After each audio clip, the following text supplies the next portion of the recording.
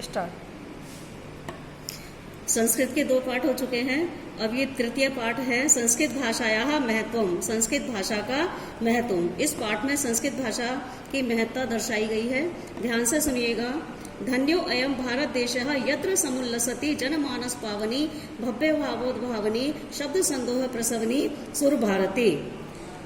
यह भारत देश, अयम यह भारत देश धन्य है, यत्र माने जहाँ, जहाँ जनमानस को पवित्र करने वाली, भव्य भावोद्भावनी श्रेष्ठ भावों को जगाने वाली और शब्द समूह को प्रकट करने वाली सुर भारती अर्थात देववाणी संस्कृत सुशोभित होती है। ये क्रिया है, समुल्लसति सुशोभित होती है।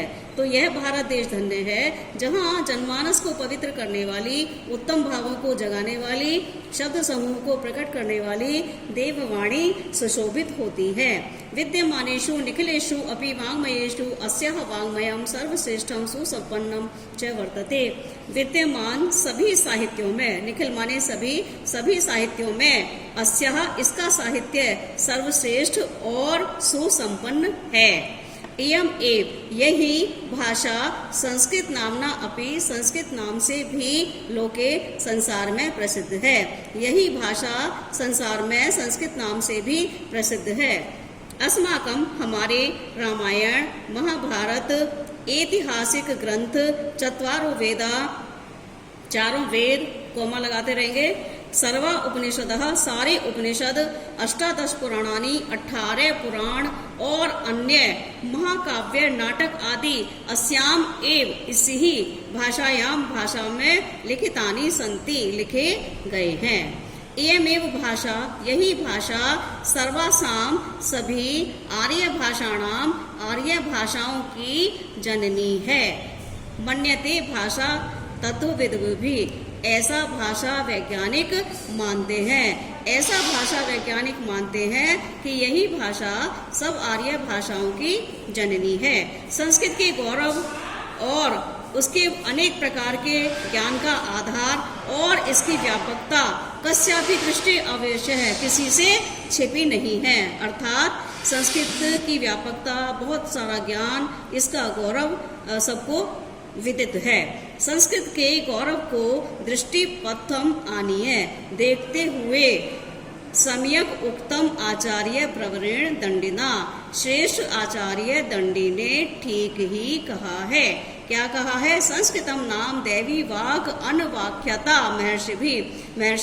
महर्षियों ने संस्कृत को देववाणी कहा है। आख्याता माने कहा है, वाग माने वाणी और देवी माने देव, देववाणी कहा है। ठीक है, अब हम और आप देववाणी पढ़ रहे हैं, देवताओं की भाषा। ध्यान से सुनिए। दूसरा पैराग्राफ है, तीनों पैराग्राफ इंपोर्टेंट हैं। संस्कृत से साहित्यम, संस्कृत का साहित्य सरस और व्याकरण सुनिश्चित है। तस्य गद्य पद्य, उसके गद्य में और पद्य में सुंदरता है। भाव बोध सामर्थ्य, भावों को प्रकट करने का सामर्थ्य है।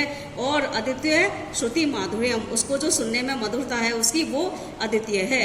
अर्थात संस्कृत भाषा सुनने में बहुत मधुर लगती है, तो उसका श्रुति माधुर्य अद्वितीय है।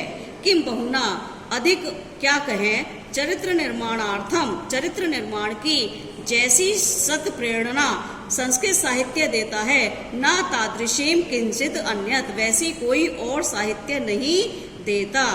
मूलभूतानाम मानवीय गुणानाम यादृशी विवेचना संस्कृत साहित्य वर्तते न अन्यत्र तादृशी।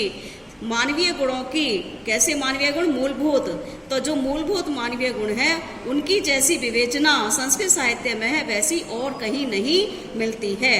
दया, दान, पवित्रता, उदारता और दूसरे की निंदा ना करना, और ये उदारता या समर्थता और अन्य अनेक गुण इस साहित्य के अध्ययन से ही आते हैं। इस साहित्य को पढ़ने से ये सारे गुण आते हैं।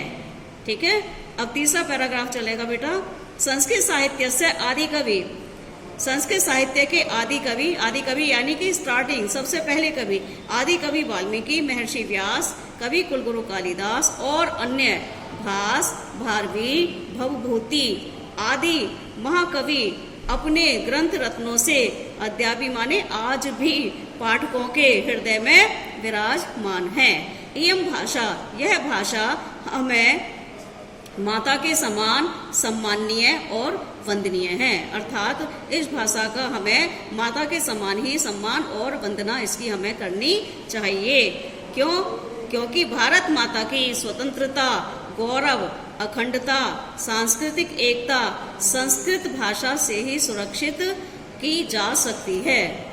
संस्कृत भाषा से ही स्वतंत्रता, गौरव, अखंडता ये सब सुरक्षित की जा सकती है। एवं संस्कृत भाषा, यह संस्कृत भाषा सर्वासु भाषासु सभी भाषाओं में प्राचीनतमा, सबसे अधिक प्राचीन और श्रेष्ठ है। ततः इसलिए सुष्ठु प्लस उत्तम, ठीक ही कहा गया है। भाषा सुमुख्या मधुरा दिव्या गीर्वाण भारती, भाषाओं में मुख्य, मधुर, अलौकिक, गीर्वाण भारती देववाणी अर्थात संस्कृत है।